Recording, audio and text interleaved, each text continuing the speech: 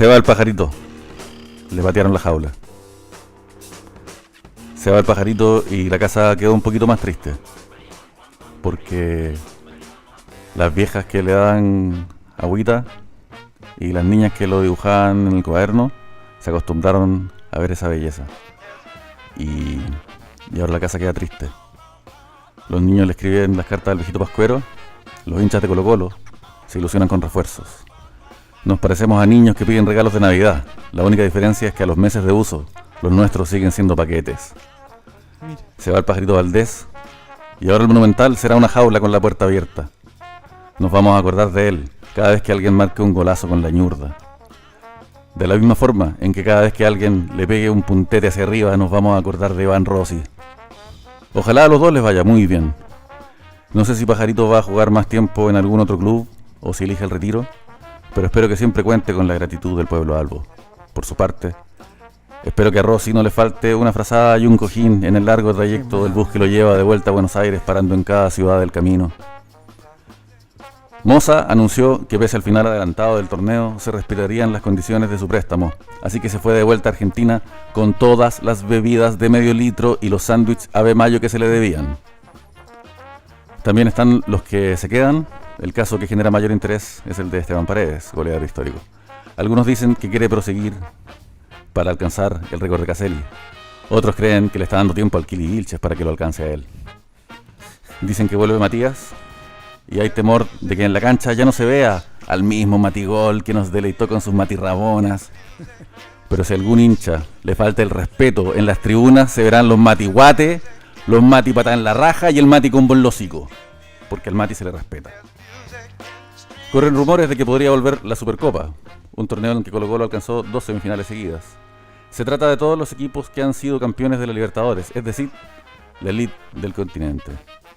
A diferencia de la elite de verdad de nuestros países, porque ningún campeón de la Copa Libertadores se casa entre primos. En noticias políticas, el Frente Amplio votó y se arrepintió, la NFP votó y se arrepintió, los votantes de Piñera, los votantes de Piñera son puros locos asesinos, weón, ex-pacos. Piñera se alista a preparar un acto en honor a los derechos humanos. Si eso te parece Barça, piensa que hay un equipo en zona de descenso que quiere jugar la Libertadores. Esto es solo el RAI. Me encanta, Álvaro, me encanta tu look con anteojos como de CNI pero modernos. ¿De qué me quiere acusar? ¿Ah? ¿De qué me quiere acusar? No, de nada. Okay. Me encanta tu look. No quiero sospechar. Me encanta tu look. Ya. Bienvenidas todas las colocolinas, bienvenidos todos los colocolinos. Estamos aquí en el All Right. Miren esta polera preciosa.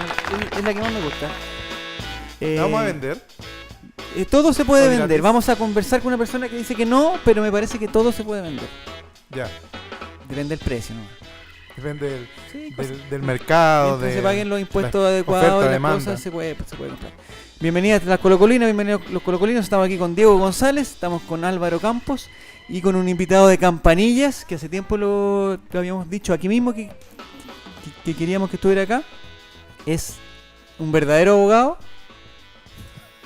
Yo sabía que iban a empezar las patas de las canillas. Es un abogado de en cuanto verdad. empezar este capítulo. Profesor de Derecho Constitucional. ¿Sí? ¿Estoy bien? Pero yo no sé si es que realmente es abogado, porque cuando llegó y se presentó nos dijo, hola, abogado. Sí, es que nosotros todos los abogados que conocemos, como se presentan, y son abogados. Yo soy pura teoría. Ah, muy bien, ya, perfecto. Todavía tiene alma. Bienvenido Francisco Soto, un colocolino. Primero que nada, un colocolino y después es el experto máximo en Derecho Constitucional en esta mesa. Gracias. Feliz de estar un poco asustado con sus dardos que van corriendo por lado y lado. No, tranqui nomás. ¿Está todo bien? ¿Desde cuándo eres colocolino? Para empezar a... Bueno, soy tercera generación. Ya. Mi abuelo partió, yo creo, con la fundación de Colo-Colo. Ya. Y bueno, mi papá hincha furibundo. Acérrimo. Y bueno, yo y mis hijos colocolinos. Estamos bien. Empezamos bien. Después se van a enojar ustedes con una cosa. Hace harto tiempo que, desde finales de octubre más o menos, que hemos hablado poco de fútbol aquí. De la cancha. Hemos hablado harto de Colo-Colo, pero poco de fútbol. Y una lástima porque nos perdimos los últimos momentos de Andrés Vilche en Colo-Colo. Sí. Me faltó el último gol de Andrés Vilche. Me faltó. Ir a la marcha lo fue. A la marcha fue. Y eso fue lo mejor que ha hecho en Colo-Colo. Pero dejó un lindo recuerdo. Pero se quedó Parragués, que me da esperanza y confianza. Pero lo que queremos hablar contigo, Francisco, no sé si te puedo decir Francisco, Pancho, ¿cómo te puedo decir? Como quieras. Ya. Con respeto, sí, pues, Diego. A Diego tú le das el brazo y le tomas los cocos. Este es un momento sumamente importante para la educación cívica del país. Nos reconocemos ignorantes, algunos más ignorantes que otros. Yo me reconozco sumamente ignorante en el tema. Algunas cosas sé, pero no tantas. Y nos gustaría que ahora, como este programa lo escuchan puros ignorantes como yo, que nos instruyeras en algunos temas importantes, pero nosotros hablamos de cosas, pero en verdad no sabemos si estamos bien o estamos mal. Ya. ¿Te parece, Álvaro? ¿Tú preparaste algunas cosas? No preparaste nada, ya.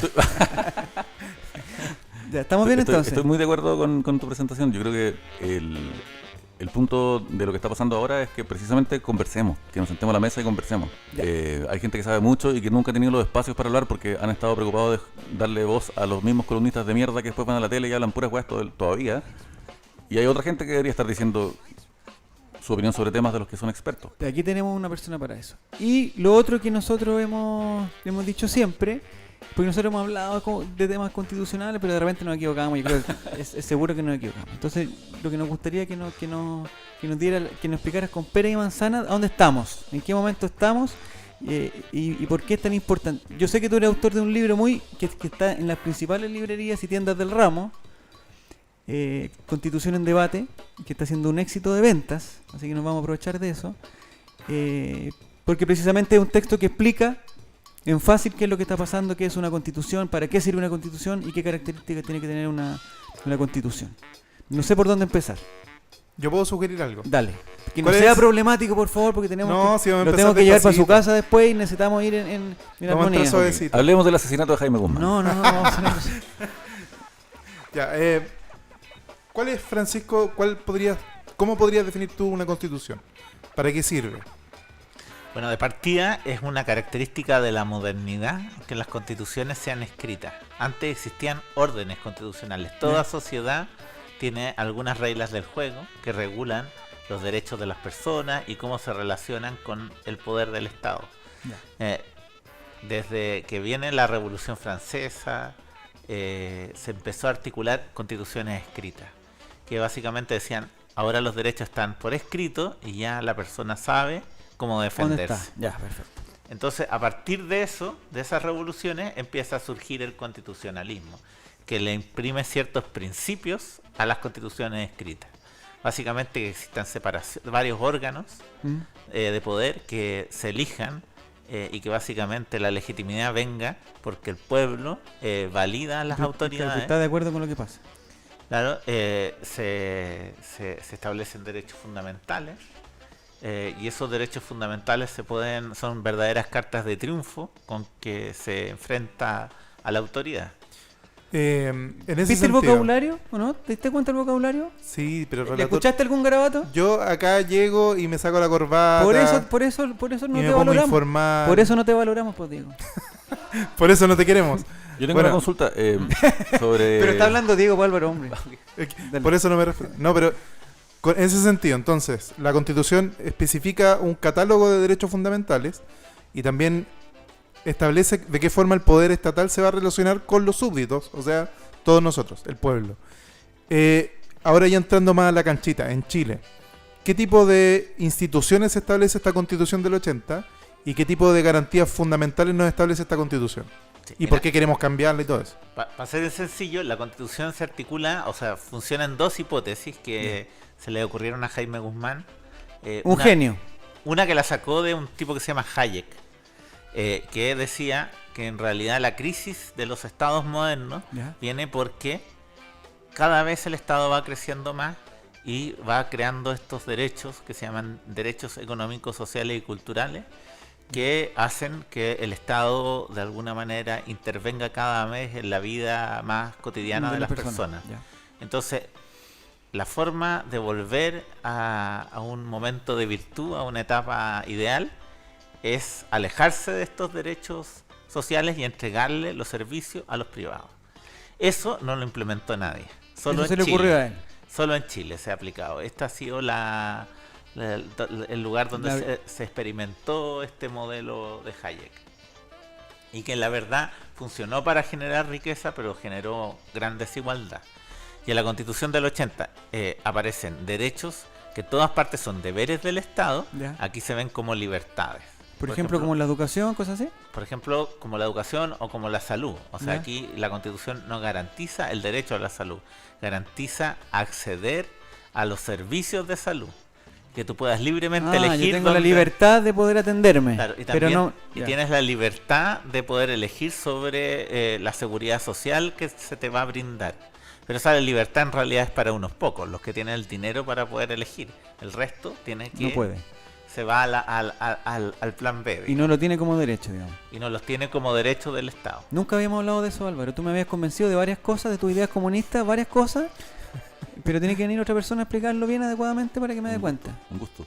Por lo mismo quería preguntar que se ha hablado mucho en el último tiempo del tema de los cupos asignados y de cómo ciertas minorías deberían ser protegidas para sentarse a la mesa, y al mismo tiempo se ha hablado de los votos paritarios entre hombres y mujeres como una forma de empujar ciertos cambios sociales que se buscan. No sé cuál es tu opinión al respecto. Uy. ¿Nos estamos adelantando o vamos bien? Soy crítico a eso. Cuéntanos. O sea, la verdad es que en democracia nunca se ha implementado una asamblea, una convención paritaria. Básicamente porque distorsiona la representación. ¿Qué es lo que pasa? Que cuando eso podría servir a lo mejor para elegir un congreso o elegir el colegio de abogados, como se hizo así, pero para elegir una asamblea constituyente creo que es una mala fórmula. Porque lo que uno le persigue, o sea, le pide al que va a votar, al que lo va a representar, que defienda sus propuestas constitucionales. Y el factor subjetivo, las características del individuo, pesan poco en ese sentido. No van de acuerdo a las propuestas necesariamente. Claro, entonces eso no se ha implementado en ninguna parte del mundo. Y aquí se puso como un eje central, y creo que el problema en realidad es otro. El problema grave que tenemos en Chile es que los órganos representativos están en una profunda crisis, en la crisis más grande que existe en el mundo. Digamos. En Chile se ha caído la participación electoral desde el 90 en adelante, más que en cualquier otra parte. ¿En el mundo? Somos campeones mundiales de eso. Bien, me gusta eso. ¿Y el voto voluntario lo aceleró? Lo aceleró y además lo elitizó. Entonces, lo que deberíamos tratar de hacer es justamente más que... porque finalmente una asamblea paritaria no va a cambiar los problemas que tenemos de representación. Lo que hay que hacer es buscar mecanismos que incorporen, que conecten a la ciudadanía con la asamblea. Y eso es un proceso que se ha avanzado mucho en el mundo, pero esta comisión técnica no lo está tomando. No lo trató. Ahora, con respecto a lo institucional, hablando precisamente de esta crisis institucional, porque la Constitución regula que va a haber un poder judicial, un poder ejecutivo y un poder legislativo, y establece la forma y los quórumes y todo eso. ¿Qué cosas específicamente tendríamos que considerar para modernizar este organismo estatal? Porque se habla mucho de que quizás es muy presidencialista, que el presidente tiene demasiadas funciones, pero por otro lado tenemos experiencias anteriores en este mismo país con la crisis de Balmaceda, donde el parlamentarismo tampoco funciona tan bien. Entonces, ¿cómo tendríamos que avanzar ya mirando hacia el 2020, más hacia el futuro que hacia el pasado? Mira, en toda nuestra tradición constitucional, nosotros nunca hemos hecho un reemplazo. Esto va a ser por primera vez. Siempre han sido ajustes, ¿no? Siempre hemos hecho reformas y tenemos una cultura de la reforma. Y además, para reformar, siempre se han reformado los mismos temas. Entonces tenemos reforma en algunos derechos fundamentales. Tenemos, por ejemplo, lo que tú mencionabas, el sistema de gobierno y el sistema electoral. En eso ha girado nuestra discusión. Y por primera vez, hoy día se quiere reformar todo. Y para poder reformar todo, tú tienes que tener debates en todos los temas. Oposiciones en todos los temas. Y eso ha pasado en los últimos 6-7 años. O sea, en los últimos 6 o 7 años se ha discutido más que en toda nuestra historia constitucional sobre los temas que se deberían cambiar. Y hoy día te encuentras propuestas en todos los temas. Por ejemplo, el tema de forma de gobierno. Hay gente, expertos, cientistas políticos que dicen que nosotros no deberíamos tener un sistema presidencialista. Que los sistemas presidencialistas no funcionan con multipartidismo. y nos dicen que cuando hay muchos partidos, lo que corresponde es un sistema parlamentario. Hay otros que dicen la fórmula de conciliar la centralidad del poder y el multipartidismo puede ser un sistema semipresidencial. Estoy muy enredado. Sí, me estoy volviendo loco con estas cuestiones. Ya.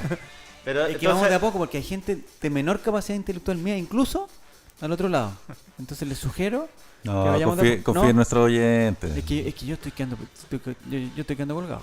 O sea, yo sé lo que es un presidente, sé lo que es un parlamento y cosas así, pero hasta ahí no llego. Que por eso este tipo de instancia, y no lo estoy diciendo por el relator, nos falta mucha educación cívica, y no por culpa de la gente, es por culpa de que precisamente nos quitaron la educación cívica. Sí. Porque antes era un ramo obligatorio, ahora era un ramo optativo en algunos colegios y con tendencia humanista, pero debe ser un ramo obligatorio para todos, porque hay mucha gente que sale del colegio sin saber distinguir qué es lo que hace un tribunal de familia de lo que hace uno civil, que claramente si no se van a dedicar a ejercer el derecho, lo pueden preguntar a un abogado. Pero también es bueno que tengamos educación cívica en Chilito. Mire, yo tengo una inquietud y una propuesta que les voy a plantear.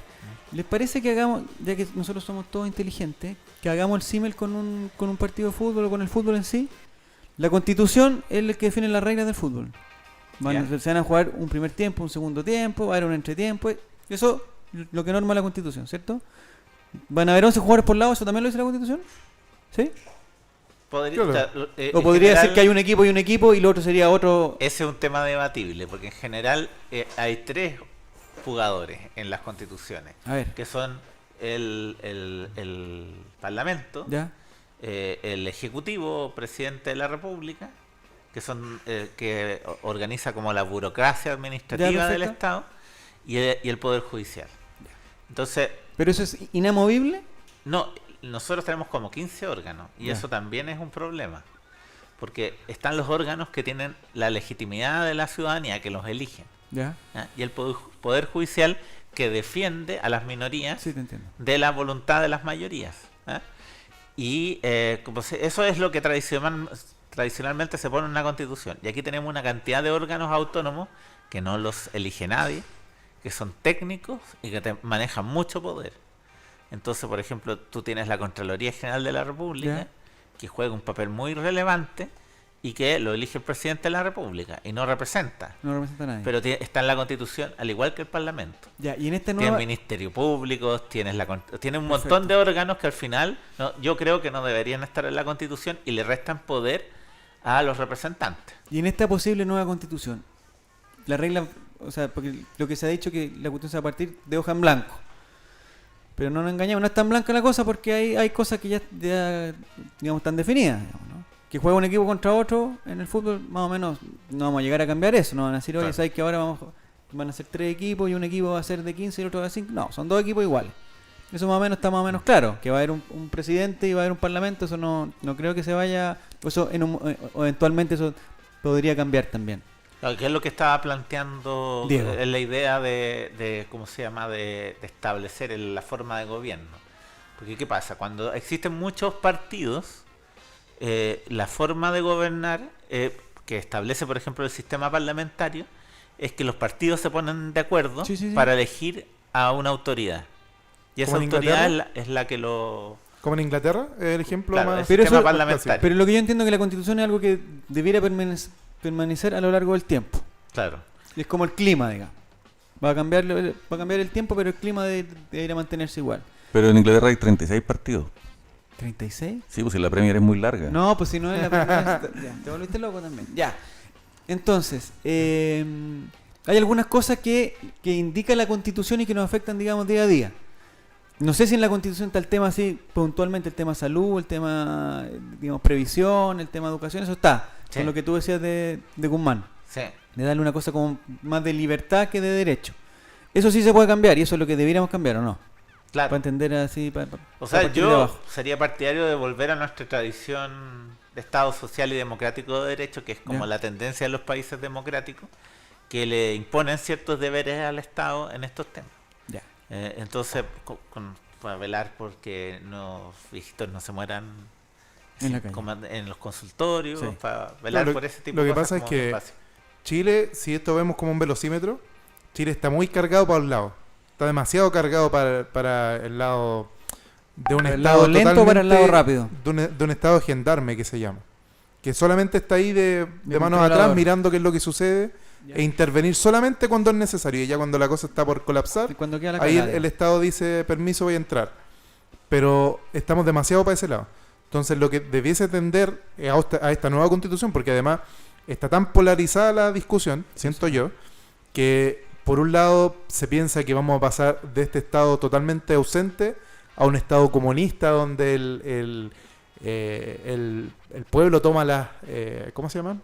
Los factores productivos y van a decidir todo y vamos a saludar a Lenin y todas esas cosas. Y no necesariamente.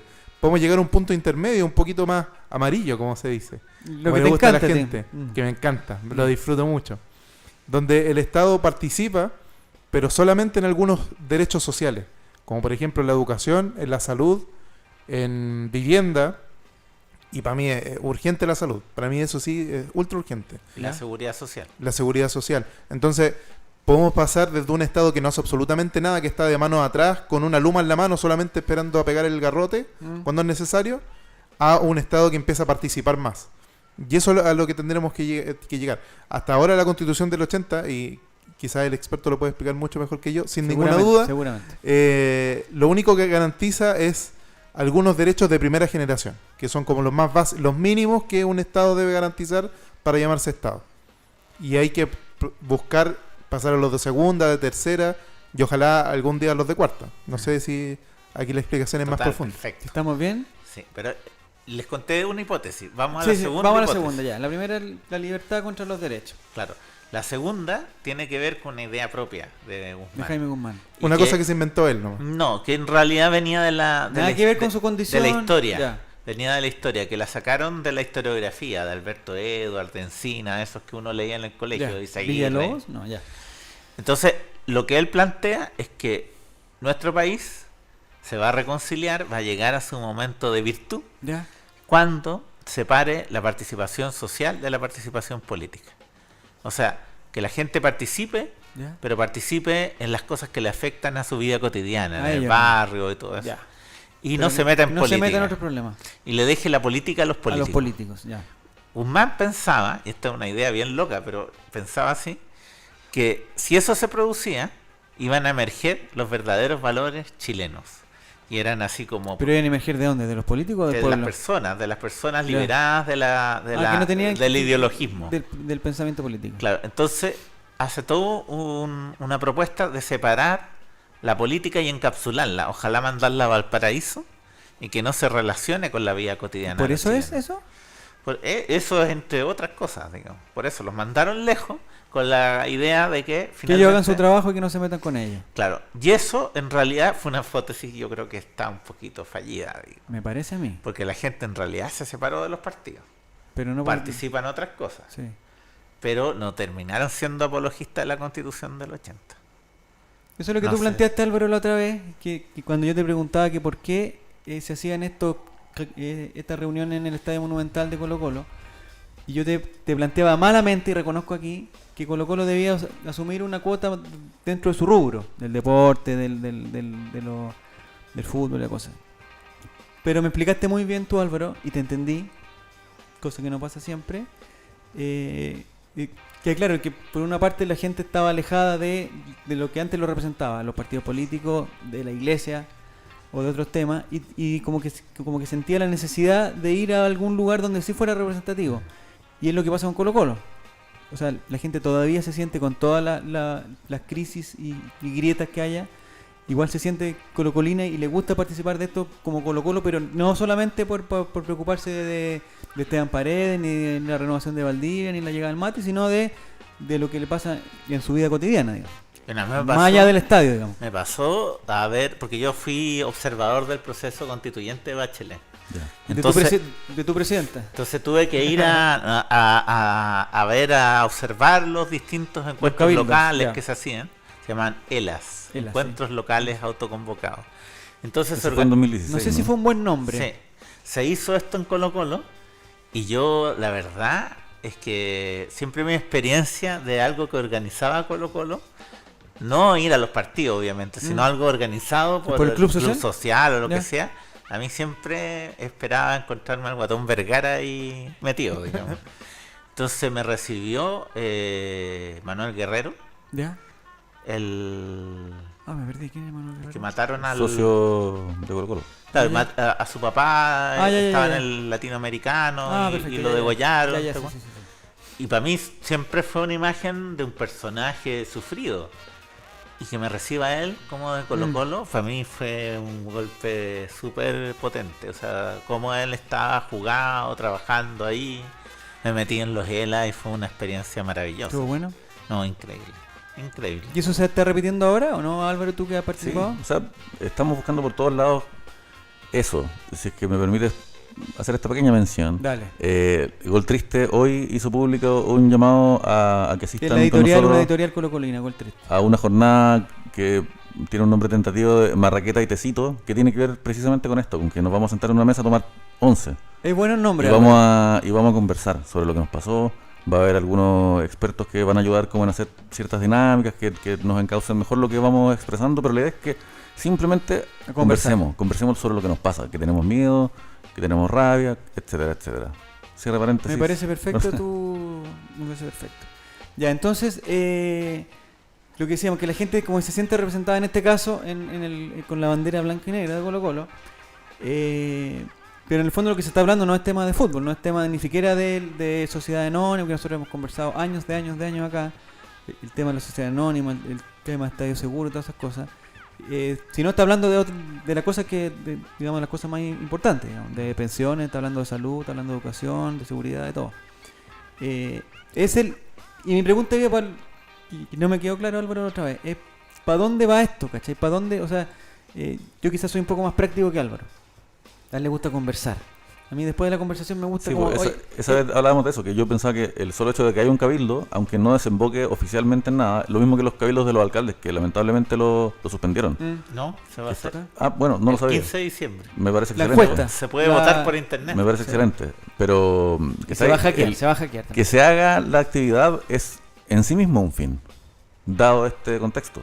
Claro, pero a mí yo pensé quizás malamente que había un ente organizador que iba a recoger de alguna forma, como cuando uno está en un curso y oye, y hablen ustedes, pero después recojamos todos juntos y hagamos una evaluación de esto, para dónde va la cuestión. Yo no sé para dónde va lo de Colo-Colo, me parece, encuentro valioso que sea, pero no sé para dónde va y para dónde van todos los otros cabildos o los otros conversatorios o ELAs que se están haciendo ahora. Quiero complementar esa pregunta. Dale. Porque en el proceso anterior se hicieron estos ELAs. Y tengo entendido que ese proyecto al final no prosperó, empezaron a ponerle trabas, etcétera.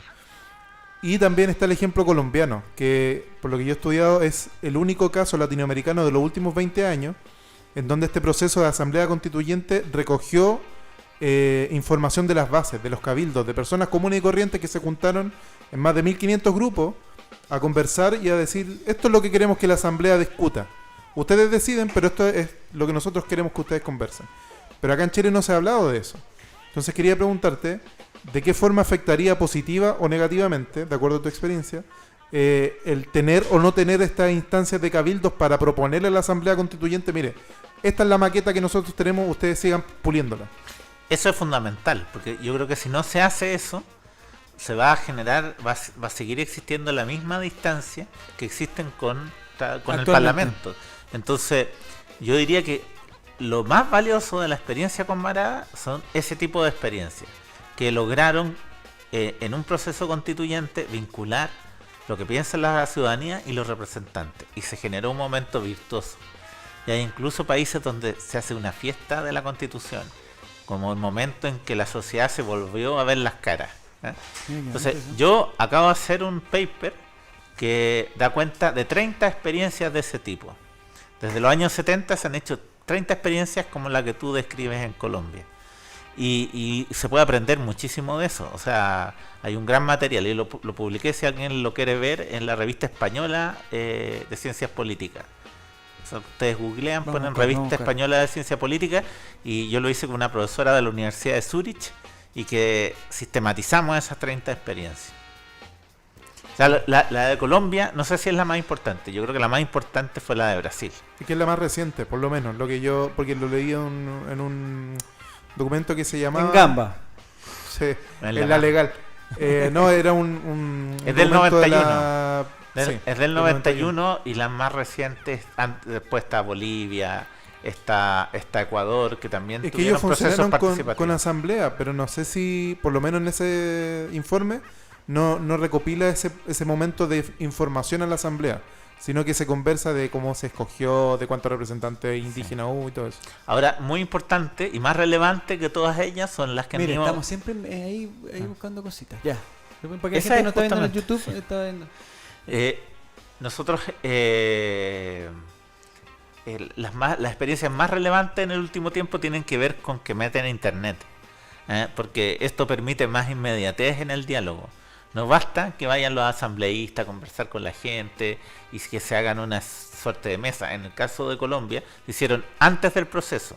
Entonces después la asamblea discutió y no le respondió nada a la gente, digamos. No hubo una retroalimentación. No hubo una vuelta. Entonces nosotros ahora podríamos hacer un proceso mucho más interactivo si se mete internet y hacer como fase, en que la asamblea le haga una propuesta a la gente responda y se genere una cosa más dinámica. Y eso se puede hacer, eso se hizo en Irlanda, se hizo en Islandia, y internet es una herramienta maravillosa. Y nosotros, después de la experiencia con Bachelet, que se hizo también, se utilizó las redes sociales, yo hice ahora un paper que todavía no se ha publicado sobre el proceso de Bachelet, pero por internet. Y habían como 6 o 7 páginas que estaban todo el día mandando información, y así fue así como 2 años. Entonces se puso el tema con mucha fuerza, en gran parte por las redes sociales. Pero ¿podríamos llevar a cabo un procedimiento así a nivel nacional con un gobierno que la vez pasada no pudo hacer un censo? No tiene para qué hacer el gobierno. De hecho, por ejemplo, ahora una de las fases de los procesos participativos y que es central es la educación cívica. Entonces, hoy día nos juntamos en el Senado 20 facultades de Derecho para las facultades organizar un proceso de formación cívica en todo Chile. No necesitamos a nadie más, tenemos los alumnos, que vamos a crear una plataforma por internet para que la gente diga, venga a capacitarnos, y vamos a dividirnos el país y vamos a trabajar en eso. Entonces, creo que hay que tomarse el tema.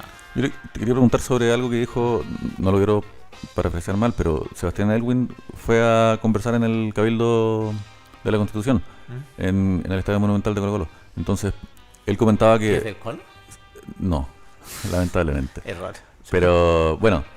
te pillaron, él contaba te pillaron. Él contaba que... Sí, pero bueno, él contaba que su postura era que la gente, la dueña de casa, etcétera, esa gente como que no tiene cero preparación, no tiene por qué aprender sobre Constitución para ser parte de esta discusión, sino que más bien ellos tienen que decir lo que quieren, sí. Y tiene que haber un equipo que se dedique como a llevarlo al papel. Sí. Pero casi como alguien que transcribe en legal lo que realmente está diciendo la gente en la mesa. O sea, de hecho, yo por ejemplo me gané un fondecito. No sé si son Nosotros no hemos ganado nada acá, pero sabemos lo que es. Unos concursos. Una platita buena. Unos claros para hacer investigación. Claro. Y yo me puse a estudiar todo el material que dio el proceso constituyente de Bachelet. O sea, justamente hacer eso, a pescar lo que decía la gente y transformarlo en jurídico. Y la verdad es que hay mucho sentido común. O sea, yo estoy de acuerdo contigo que aquí la gente no es extremista, no es bipolar. El chileno es súper sensato. Y hay una serie de conceptos que son novedosos en el debate que está ahí y que uno dice, ¿dónde lo sacaron? ¿Dónde están? ¿De dónde lo sacaron? Porque, por ejemplo, se instala el debate sobre el mínimo vital, ¿ya? Que es un concepto que funciona en Europa. En Europa, que tiene una larga tradición de cubrir ciertos derechos, llegaron a un punto en cuando empezó la crisis en Europa, empezaron a decir tenemos que ir bajando la intervención del Estado en estos derechos, que los tribunales incorporaron esta idea de que no se puede bajar más allá del mínimo vital. Y ese mínimo vital es una comparación entre varios derechos. O sea, que te dé una calidad de vida, mínimo, digamos, para subsistir. Y ese concepto está en los ELA, en los encuentros. Entonces, ¿cómo llegó si no hay teoría? Nadie lo ha traído a Chile. Y ya el sentido común. Mira, interesante. Muy bien. ¿Hay alguna cosa, o sea, este proceso para que vayamos entendiendo todo, va a haber un plebiscito en abril donde nosotros vamos a decidir si, en primer lugar, si queremos o no queremos una nueva constitución. Debiera ser que la queremos, si no nos pasaríamos de hueón, yo creo. Sí.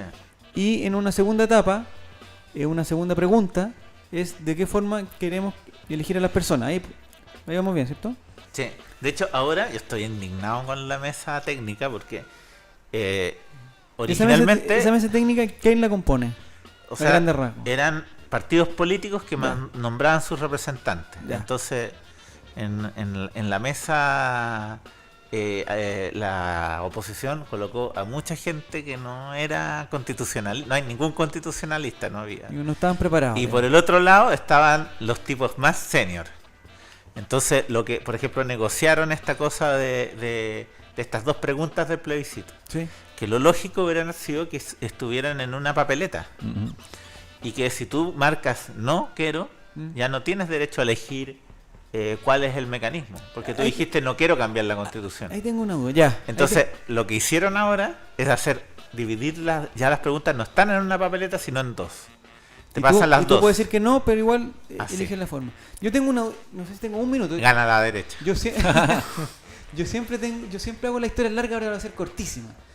En el colegio de mis hijos, que es un colegio, digamos, acomodado, por decirlo de alguna forma, el centro de alumnos, en una cosa histórica, hizo un plebiscito para ver si quería plegarse a las manifestaciones. Una cosa histórica que nunca había pasado.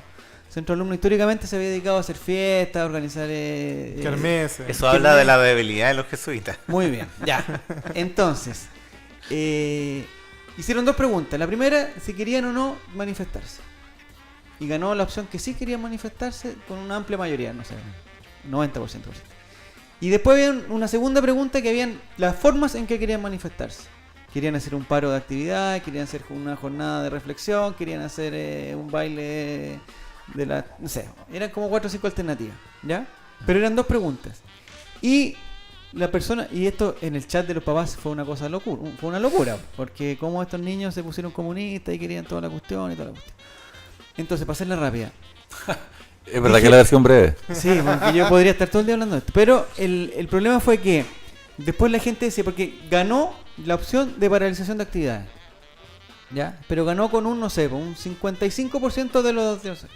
Entonces empezaron a salir todos los papás matemáticos de los chats y decían, oye, pero ¿cómo va a ganar una opción que en el total de los votos tiene, no sé, el 38%? Entonces, si sumamos todos los otros votos, los que no querían el paro, los que no querían hacer nada, no sé qué, es mucho más que los votos. Entonces, ¿por qué van a ir a paro? Y después yo veo que los expertos dicen que así se hacen las cosas, po. Que el que dice que no quiere cambiar, después no tiene la opción de decir de qué forma quiere cambiarlo. ¿No habría sido mejor en ese caso hacer, digamos, una pregunta con 3 alternativas? No quiero cambiarla, no, bueno, si quiero cambiarla de esta forma y si quiero cambiarla de esta otra forma. Sí, que ahí quedaron los expertos que definieron esta fórmula, que en este proceso, cuando se hizo la negociación, ahí estuve metido en el comienzo, cuando se hizo en el Congreso. ¿Ya? Habíamos ganado por goleada, o sea, la oposición. Y la derecha estaba dividida. Hay gente que iba a votar que no, y hay gente que decía vamos a votar por la convención mixta. Entonces, lo lógico es que eso se hubiera expresado en una papeleta. Pero aquí los brillantes negociaron mal y le colocaron 2 papeletas. Entonces, yo es un error y una vivada, por otro lado. Estamos mal. Nos quedan poquitos minutos. No, dale nomás. Pero, ¿qué cosas piensas tú que debiese tener esta constitución a grandes rasgos? La constitución del futuro. Porque, mi opinión personal... es primero que tenga un Estado que garantice por lo menos los derechos sociales, salud, educación, vivienda. Por lo menos. O quizás, ya si salen los economistas, no, es que no tenemos plata, ya, salud, por lo menos, por lo bajo, porque es lo más mínimo para que la gente tenga dignidad. Medio ambiente. Medio ambiente, ya ahí podríamos avanzar un poquito más. Y eso en primer lugar. En segundo lugar, una constitución que reconozca los derechos indígenas. Como una nación... quizás una nación plurinacional, algo al estilo boliviano, no lo sé, pero sí por lo menos que se le reconozca identidad y que se le reconozca como patrimonio humano de la nación, porque está totalmente olvidado. No hay ninguna parte en que la Constitución del 80 se le mencione a los pueblos originarios de esa forma. Pero ¿qué más piensas tú que debiese tener esta Constitución del 2021, 2022, no sé cuándo irá a salir? Te puedo decir lo que dice la gente en los ELA, más que mi opinión. Ya. que es un poco la misma, digamos. Pero yo creo que la gente demanda en este contexto calidad de vida. O sea, tener una vida relativamente normal, que no llegue a las 10 de la noche, que pueda ver a su hijo, que existan unas condiciones de calidad humana, de dignidad, que es la palabra que resuena y resuena hasta hoy día. El concepto de dignidad me parece fundamental y es algo que lo tenemos que instalar. ¿Pero en qué se traduce eso a algo que pueda decir la Constitución? Que puedas vivir una vida digna, y eso significa buscar una fórmula. Pues si mi jefe me dice que me queda hasta las 11 de la noche, la Constitución me va a apoyar. ¿Sabes lo que significa? Disculpa, no sé si es que la cago, ahí tú lo arreglas después. Dale. Y yo dije que es lo que quería decir. Es que para entender cuál... Que la Constitución diga que la gente tiene derecho a una vida digna, ¿ya? Puede que en sí no cambie ninguna cosa, pero lo que pasa es que después cuando se está discutiendo una ley puntual que va a hacer que una señora que hace el aseo le quiten la última patita de la última dignidad que tenía, el abogado suyo va a poder decir esto atenta contra la Constitución, porque esta persona que le estamos obligando a que haga esta weá, además de todo lo que ya lo obligamos a hacer todo este tiempo, la estamos robando su condición de dignidad. Esa weá cuenta. Que los jefes se sensibilicen.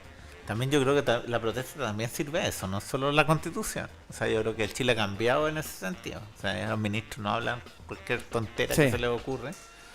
Lo otro tiene que ver con participación. O sea, la gente está aburrida de que se decían las cosas en cuatro paredes y quieren ser parte de las decisiones. Y es bien interesante eso, porque en la historia de Chile tenemos varias maneras de entender la participación. Y que es muy diferente a lo que pasa en el mundo, donde básicamente lo que ha predominado es la participación de tipo liberal. O sea, que se le pregunta al individuo y el individuo opina, ya sea a través de elecciones o a través de mecanismos de democracia directa, referéndum, cosas de ese tipo. Pero en Chile se instaló una tesis distinta también a la liberal, que era la socialista, ¿no? Que decía... Nosotros entendemos que la participación no es solo participar en el sistema institucional, sino, decían los socialistas, generando un poder popular, una organización que pueda defenderse contra el sistema, que a lo mejor ahora está reflotando, no sé. Y por otra parte, contra eso sale Guzmán y dice, no, tenemos que tener una participación social, que se separe la política de la participación social. De ahí viene el gremialismo, ¿no? Claro. De esa idea. Y tenemos tres formas de participación que yo no sé si existe otro país que dialogue con esto. Bueno, y ahora en los encuentros locales se instaló otra forma de participación, que es temática. A la gente le interesa participar en las políticas públicas, intervenir en ciertos temas. Y es súper evidente, hay gente que está pegado con los animalistas, con el tema de los animales, y es lo único que ve, y hay otros que están con salud, otros que no le pongan un puente, con la AFP. Entonces eso como que se instaló en la mentalidad y se quiere hacer general, y la Asamblea Constituyente también toca con eso, porque ellos dicen esto debería ordenarse de tal manera que cada uno pueda meterse en lo suyo. Entonces yo eso lo encuentro bien potente. ¿Existe la posibilidad de que, no sé, yo pensaba, por ejemplo, que en estos temas críticos, lo que hablaba Diego, la salud, vamos a tener el tema de la salud, por ejemplo, que diga ya la salud va a ser un derecho que el Estado no va a garantizar y toda la cuestión, y eso significaría que la ISAPRE, digamos, tienen que repartir sus utilidades para entregar un mejor servicio, que esa cosa... Ese es otro temazo. ¿O eso no va en la Constitución? No, sí, eso lo ve la Constitución, pero ¿qué pasa? Casi todos los temas constitucionales, la élite o la academia ha planteado soluciones. Y las soluciones en algo se relacionan con lo que la gente opina. Por ejemplo, en educación hay dos tesis súper marcadas. Educación pública y de calidad. Lo hemos escuchado en los eslogans. Y eso lo planteó una élite política que también tenía presencia en el movimiento social, y la gente lo sigue, lo respalda. Y hay otros que dicen, no, pues la educación pública tiene que convivir con la educación privada y que eso garantiza un Estado libre, ¿no es cierto? Y esa gente la defiende y hemos tenido desde el siglo XIX ese debate. La misma discusión. Pero, y en general así es el panorama, salvo en dos temas, donde lo que piensa la élite no tiene nada que ver con lo que piensa la ciudadanía, y no se encuentra. Uno es salud y otro es seguridad social. En cuando, por ejemplo, en el tema de la AFP, toda la élite ha planteado correcciones al sistema, un pequeño ajuste, pero la AFP tiene que seguir funcionando tal cual porque cada uno tiene su propia inversión y cuida su dinero y la gente no quiere más AFP. Entonces, ¿y eso de dónde salió? Y es básicamente la percepción que la gente tiene del sistema. Lo mismo pasa en salud. La gente tiene una súper mala imagen de la salud pública y cómo se ha resuelto desde el Estado el sistema. Y eso se demanda y se dice. Y esto no está escrito en ninguna parte. Entonces, en algún momento, estos dos mundos tendrán que dialogar y buscar una fórmula que satisfaga. O matarse. O matarse. O matarse. El último sobreviviente escribió ya su difícil breve constitución con la sangre de los rivales. Pero ¿quién eso va a apoyar el sol de la mañana? Oye, se nos está acabando, pucha, qué lástima que se nos está acabando el tiempo. Es un epílogo maravilloso. Podemos cerrar con un poquito de Colo-Colo, ¿no? Por favor. ¿En qué lugar entra Estadio Seguro? ¿En qué lugar entra la Sociedad Anónima Deportiva? ¿En qué lugar entra, o eso ya es harina de otro costal? Chuta, yo estoy convencido que tiene que venir el Club Social de nuevo en algún momento. Aleluya. ¿O no? Porque la verdad es que yo, viendo lo poco que he visto de ese Club Social, me representa, digamos. Me gustaría... Yo viví en Barcelona y allá la gente más maneja... que un club, es más que un club. La ciudadanía maneja el club. Lo vive en la calle y es súper potente eso.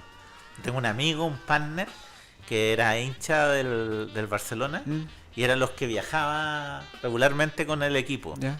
Y creó un sistema por internet para que la gente se pueda inscribir y recibir su entrada gratis para poder viajar a los otros estadios. Y se presentaron a las elecciones del Barcelona. Eso maneja millones de millones. Y logró ser admisible y perdió en la votación, pero eran puros patipelados.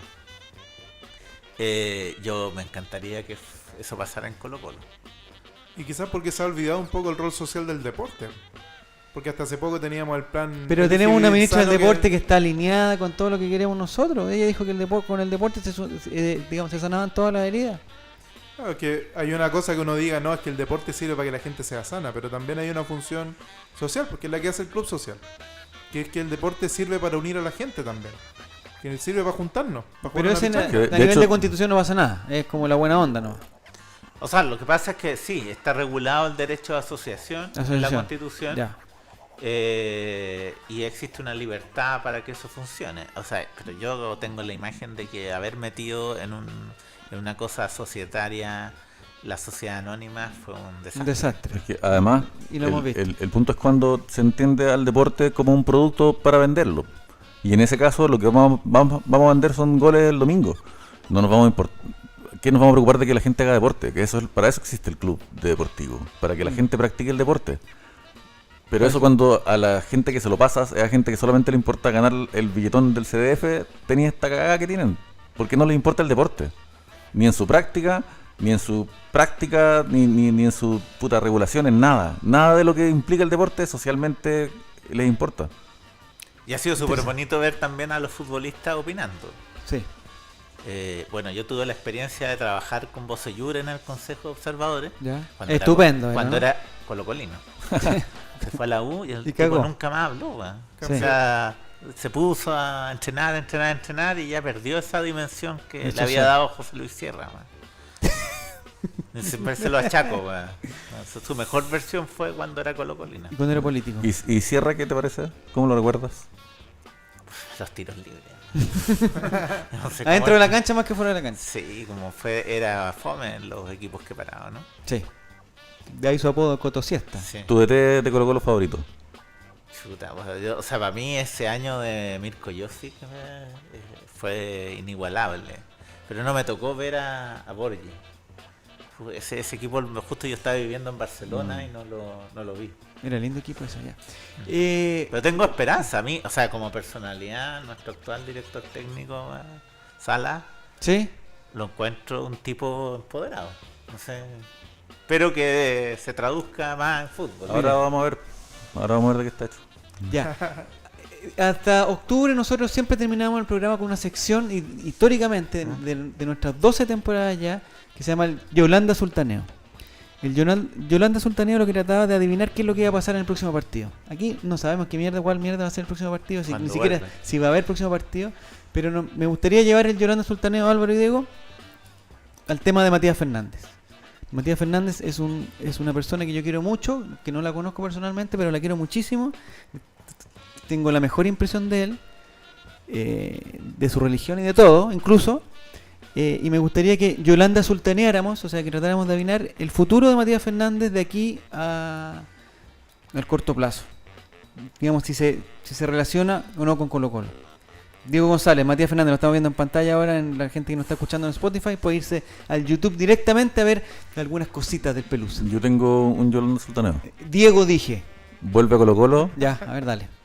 Y le transmite su fe al Mago Valdivia. ¿Y el Mago Valdivia se transforma? El Mago Valdivia se transforma. Eso es imposible. Eso no puede pasar.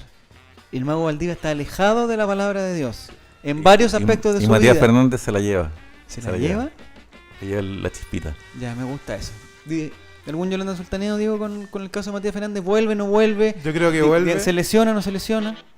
Yo creo que vuelve ya. Y se convierte en satanismo. ¿Pero por qué vamos a...? Es que no podemos hacer las dos cosas. No puede ser feliz todo. Bueno. Se convierte en satanismo y llega cantando Iron Maiden. ¿Y la gente lo quiere igual o no? Sí, la gente lo va a querer siempre. Esta escena. Cuarto partido de la temporada, ¿ya? Matías Fernández no anda tan bien, se queda solo llorando, ¿ya? Y se le aparece el diablo. Y le dice, dame tu alma y te haré triunfar de nuevo. Ya. ¿Se la entrega? Netflix. No, Matías no se la entrega. ¿Algún pronóstico de Matías Fernández? Yo creo que él, más allá de lo que resulte como futbolista, tiene que meterse en la institución. ¿Ya? Y tiene que ser un aporte en ese sentido, porque me parece que es un tipo de buena cabeza y de buena disposición. Va a tener que empezar a hablar, sí. Sí, pero lo que pasa es que si se mete en la institución, empieza a trabajar con los niños, puede ser un tremendo tipo. Pero vamos a empezar con los proverbios, ¿no? Proverbios 4 y todas esas cosas, no sé si estamos... No, me cae bien Matías. Yo espero que vuelva, man. A mí me da lo mismo, yo lo he comentado también en redes sociales, he recibido inmensidad de críticas. Pero que aquí hay un tema súper importante, no sé qué piensan ustedes. Dale. Colo-Colo se está armando como una institución así más seria. ¿Ya? El Cabezón Espina, el mismo Sala. Hay un proceso como de articulación de una cosa un poquito más estructurada y menos... De hombres de fútbol, digamos. Sí. Que le van a dar seriedad al proceso. Ojalá, pero hasta que no llegue el... Moza se está marginando. Hasta que no llegue un accionista. Eso ha sido muy, muy propio de Moza 2. Como la figura de Mike Nichols. Sí. Por ejemplo, como una especie de... Pero hasta que llegue de nuevo el sinvergüenza de Ruiz Tagle y nos va a quitar este nombre también, seguramente.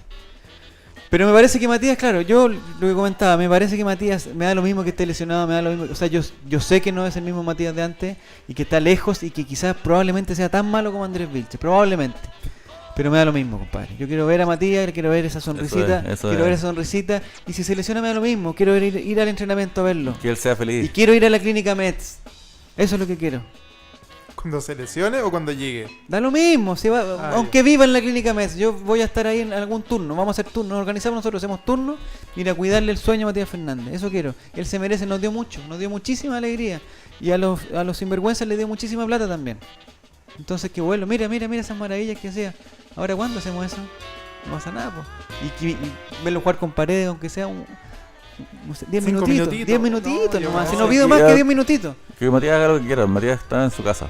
Pero el problema es que alguien tiene que decir que sí. Pues si Mario Sala dice que no, hasta ahí nomás me llega Mario Sala. Si ese es el problema. Sí, sería una caída fea. Sí, pues Mario Sala, si la plata no es tuya, pues bueno, queda lo mismo, loco. Si Moza suelta ahí un par de cosas que deje de hacer Moza y tiene la plata. Pues. Ya. 1.000.000 de gracias, Diego, por tu participación. 1.000.000 de gracias, Álvaro. Te pasaste, Francisco. Adiós. Te pasaste. Este programa lo vamos a compartir muchísimo para que la gente se instruya. Nosotros somos colocolinos, pero no por eso nos preocupamos 100% de lo que pasa dentro de la cancha, sino nos preocupa lo que le pasa a los colocolinos. 1.000.000 de gracias, Pancho. Nos encontraremos algún día en el estadio.